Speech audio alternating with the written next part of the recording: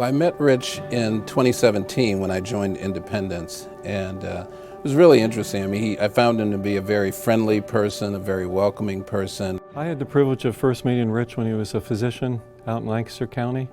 I thought he was crazy. He had this idea around managed care, and he was going to do value-based care, and it was at a time when health systems just weren't talking about that. The one word that I would use to describe Rich is caring. He is a person that really does care about making sure that people have access to quality care. As the first fire commissioner ever in the city of Philadelphia to come from outside the city, Dr. Snyder and his whole team were very welcoming, and so truly kind of exhibiting that spirit of the city of brotherly and sisterly love. I've gotten to know Rich over probably the last 18 years, and you can see the family doctor come out in him when you're having a conversation about business. And Rich and his practice were pushing the envelope towards managed care. And it was just great to see somebody who has great integrity, is one of the friendliest people I've ever met. But intellectually, he had an idea and he was willing to pursue it. He's really focused on helping people really at their most critical time when there's an emergency or they get a diagnosis that's not favorable and they're looking for a second opinion or trying to figure out the best place to get care for themselves or their loved ones. The Blue Cross team and Rich, as one of its key leaders, are absolutely focused on making sure that their beneficiaries get great, safe, high quality, equitable care. The theme throughout my conversation with Rich is he was always ahead of everybody. And we all watched in horror when Damar Hamlin went down in the Buffalo game. Rich had been talking about that years before. I remember when he brought the idea of we should have CPR kiosks in places around town where people can practice and learn CPR, and I'm like, no, Rich, like you go to the Red Cross, you go to the HA, you get your card.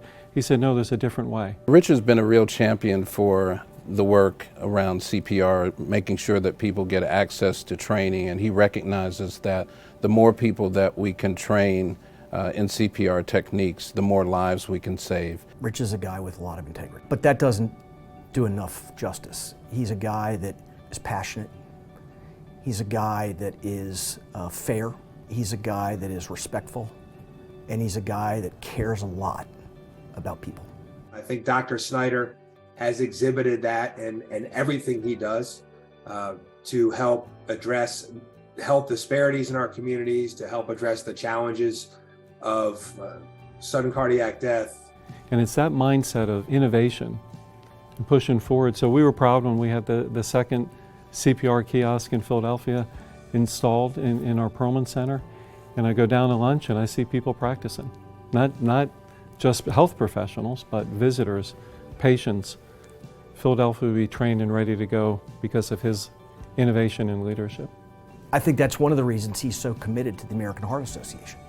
He knows the impact that the American Heart Association has on people in this community. It's not the business side that I think that drives Rich towards wanting to be a part of teaching people how to do CPR or educating kids about heart disease or promoting women's health. It's about, keeping people healthy. There are people you have to work with and people you want to work with. Rich Snyder is someone I want to work with.